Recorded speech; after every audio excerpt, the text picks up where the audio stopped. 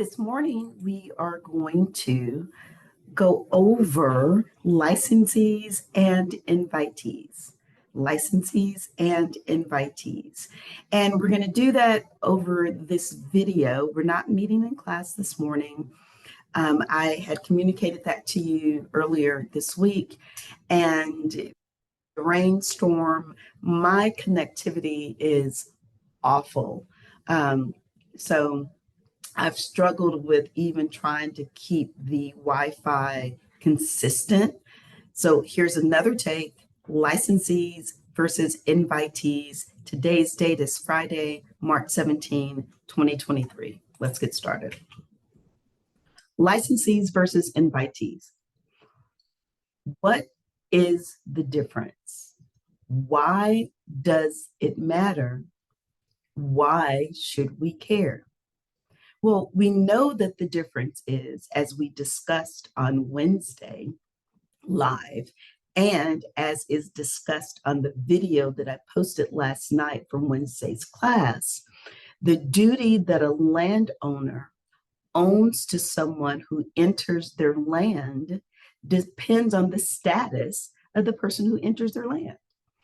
If the status of the person is a trespasser, well, there's not a lot of duty owed to a trespasser, because a trespasser, by definition, is someone who doesn't have the right to be there, right?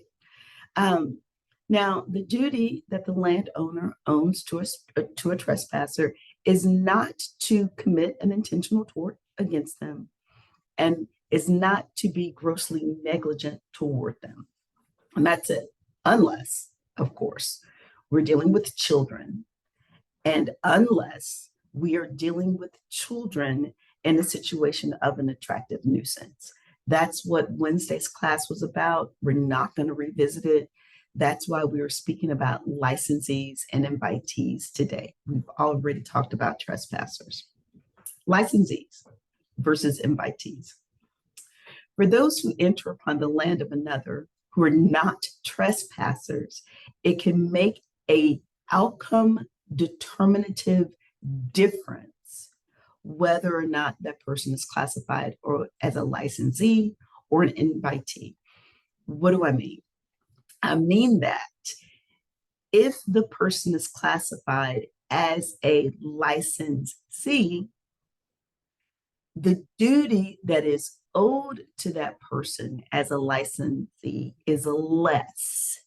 And because it's less, that means that if the licensee is injured on the landowner's property, there might not be a lot that they can do to recover for that injury.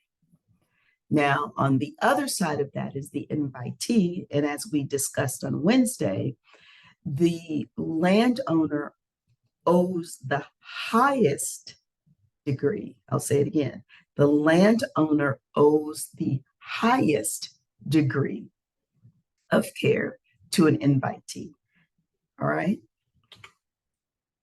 Quick chart. You know, I'm visual. You know, I like charts. You know, it's easier for my brain to file and process and discern and move between the lines when I have a visual depiction of the thought, right?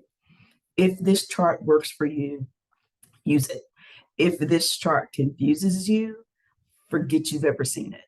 If you like this chart, but it would be more helpful if it had another column, or if it had another row, or if the colors were different, then use this as a template.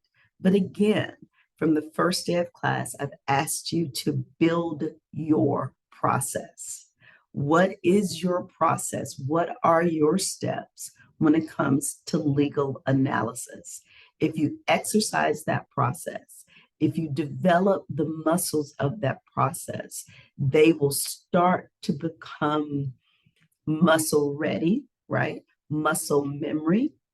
And you'll be able to do it without much, without an extreme amount of effort. Yeah. It will start to feel more organic. Yeah. And then that way you won't miss anything in your analysis. So here's the chart. Licensee. What is the duty of care that a landowner owes to a licensee? The duty of care that a landowner owes to a licensee is not to injure the licensee by willful, wanton, or grossly negligent conduct. The duty is also to use ordinary care to warn, right? The duty is also to make reasonably safe a dangerous condition which the owner is aware. There is no duty to inspect. That means that the landowner has no duty to the licensee to make an intentional, deliberate, reasonable inspection so that they can identify, right, any of these potentially dangerous conditions. Okay. So if I'm going to be successful on a case that involves a licensee, what do I have to establish? Number one, I have to establish that the owner actually knows about the dangerous condition.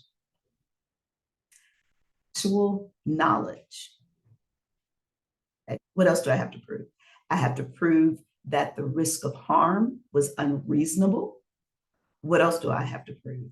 I have to prove that the landowner did not exercise ordinary care to protect the licensee. What else do I have to prove? I have to prove that the landowner's failure, the landowner's failure, the landowner's failure to protect is the proximate cause of the injuries to the licensee. Got it? Gonna move to the right, the invitee. What is the duty of care owed by a landowner to an invitee? The duty is to exercise ordinary care to protect the invitee from risk. The duty is to protect the invitee on an ordinary care basis from the risk that the landowner is actually aware of, right?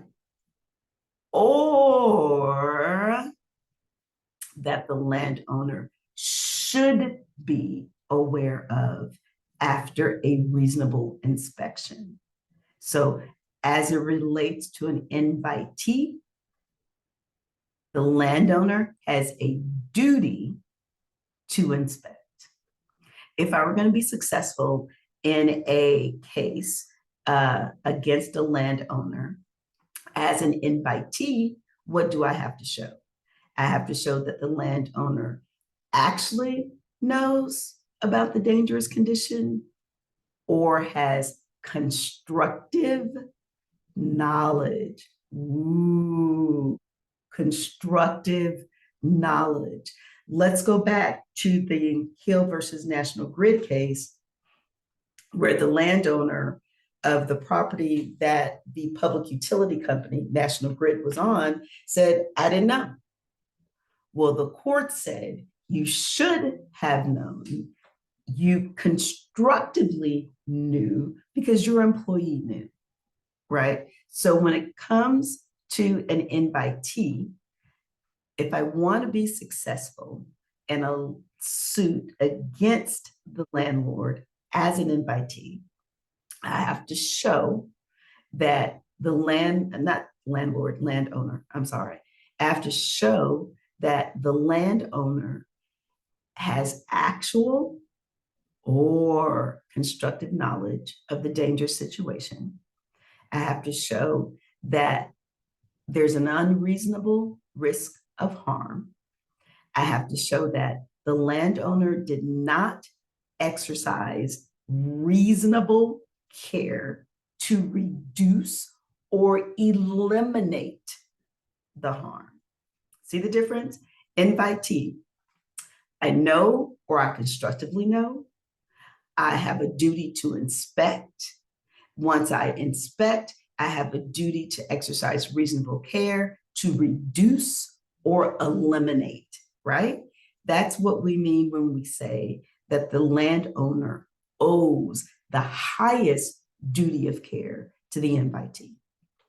All right, well, let's talk about North v. Hale. What's the procedural history?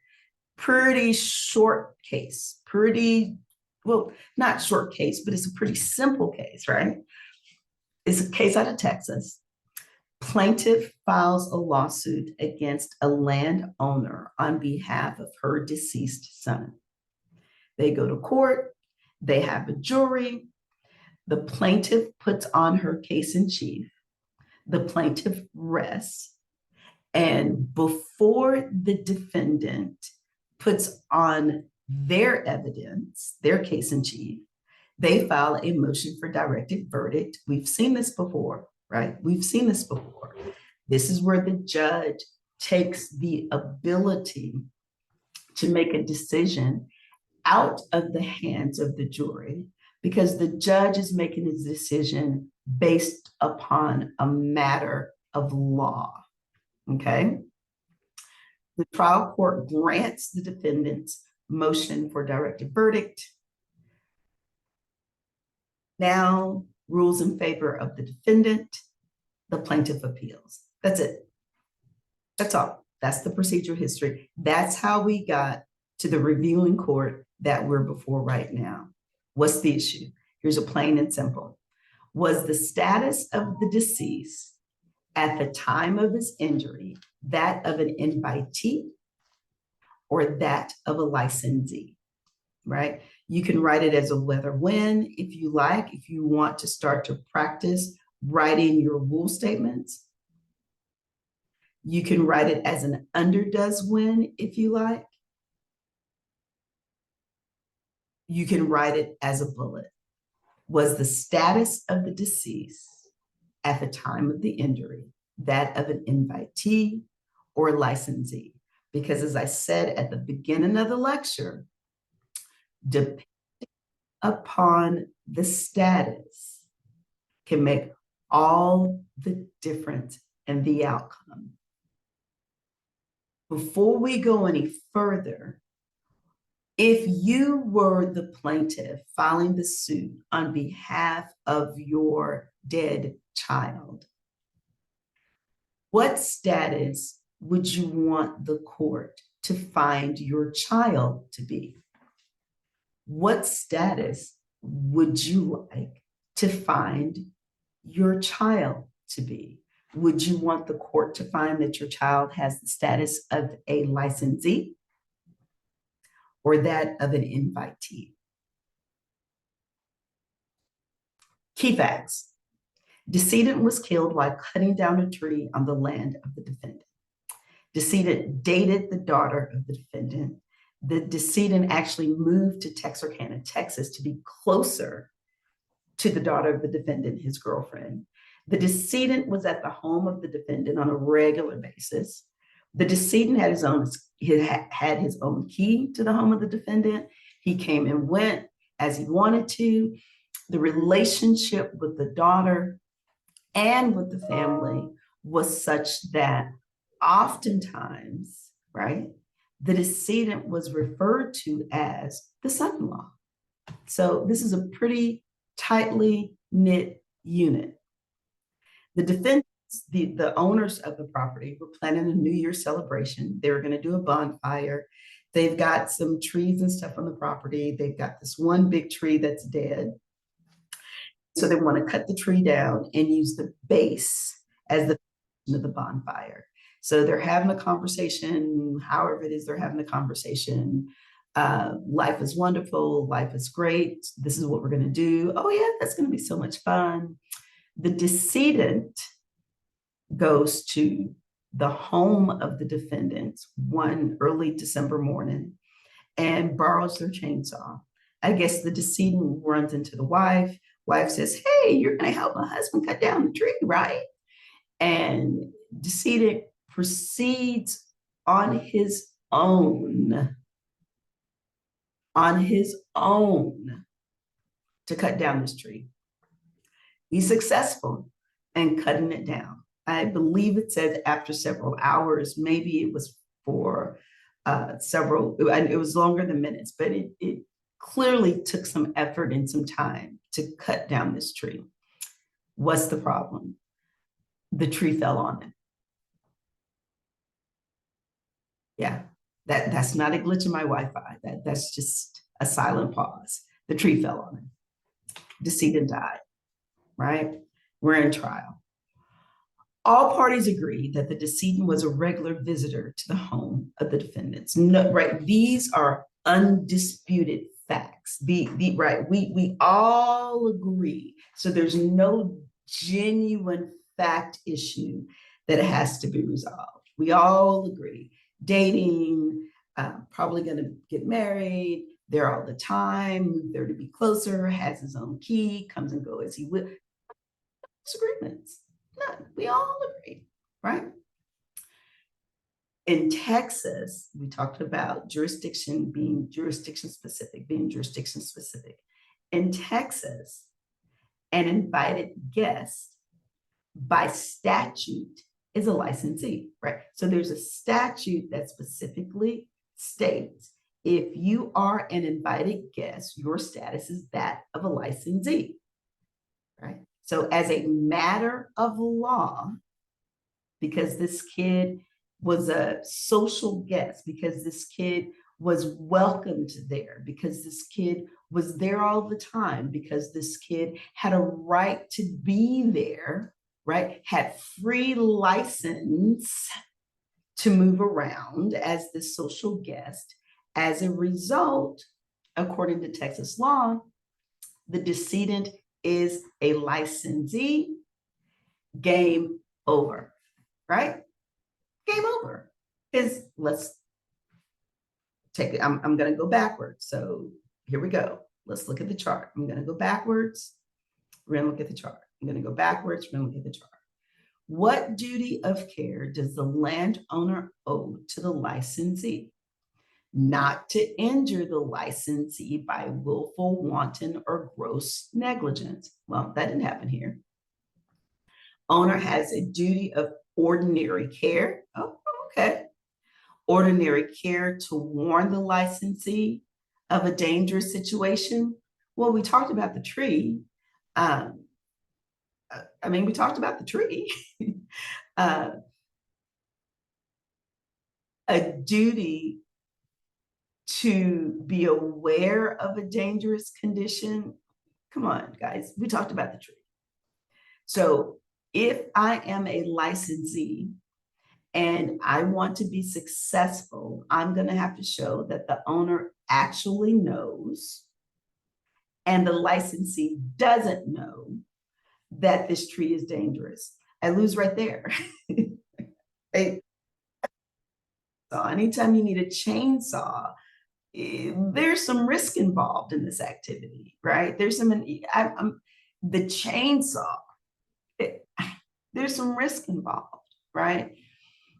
Is the risk of the tree falling on you and killing you an unreasonable risk? Well, it's not going to fall on you and kill you if you're not cutting it, right? So again, as a licensee, it's really challenging to overcome the obstacles that you're going to have to establish to be successful in a case under premise liability for injuries, right? It's going to be really, really, really hard to do, really hard to do. And so let's keep moving. Let's keep moving. Let's go back to the slide, North v. Hale. Let's go back to the slide, North v. Hale. Let's go back to the slide. So ultimately, well, here we go. Let's go back to this one. So game over, right? No, game's not over. Wait, what do you mean game's not over? Game's not over. Why isn't the game over? Game's not over because plaintiff contends that this situation is different. Yes, he was invited there. Yes, he was a social guest. Yes, you can say technically that he kind of lived there, if that's what you want to say. But here's the problem. What's the problem? Plaintiff says this situation is different. the whole cutting down the tree thing. The cutting down the tree was really for the benefit of the landowner. Now, even though my son was going to participate in the festivities, so it would have been his benefit as well, if nothing else, is for the mutual benefit of my son and the landowner. And you got to remember, the wife did say, hey, are you going to help my husband cut down the tree? So that's more like a invitee. That's more like this is a commercial endeavor. Because it's a commercial endeavor, it supports and bolsters the business of the landowner. And because the cutting down of this tree was more like a work relationship, then my kid should be classified as an invitee. Appeals court said no. It is clear, according to the appeals court, that the decedent was a social guest. It is clear, according to the appeals court, that as a social guest, there was somebody who was welcome there. That was somebody who could come and go as they please. That was somebody who felt like they were part of the family, so they had a right to be there. As such, according to Texas law, specific statute says a social guest, someone invited to come, right? Someone given a license to hang out and have a good time is by law a licensee. The appeals court therefore affirmed the ruling of the trial court as to the grant of the directed verdict in favor of the defendant. What was the reasoning of the court? The decedent was a social guest. The decedent expected no compensation for cutting down the tree. The decedent was not there as a business relationship or there for the benefit of the business of the defendant. The decedent volunteered to cut down the tree. And that's really all you can say. It's sad. It's a horrible loss of life. Everybody's probably devastated by this. But there is no remedy that the law can offer as relief to the decedent's family. He was classified as a licensee, and that's the end. Didn't take a lot of time, went through it relatively quickly. You're going to have the opportunity to review this because I'm going to post it as soon as it finishes converting. I'm going to first check to make sure that the recording happened because, again, my Wi-Fi is just all over the place. If you have any questions, call me, text me, email me. If you want to get on a Zoom, just send me a text or send me an email. Better yet, send me a text and just let me know day and time. And if I'm available, I'll pop on the Zoom. If I'm not, if you'd rather schedule some time, I can schedule some time for this weekend. I am here for you. I am here to help you walk through the process to get you on the other side because we need you. We need justice warriors. We need protectors of justice. We need advocates of justice. We need you. So have a great weekend. Please, please, please, please, please, please be safe if you're out and about. And I look forward to seeing you in person, in class on Monday. Thank you again for this wonderful opportunity to share.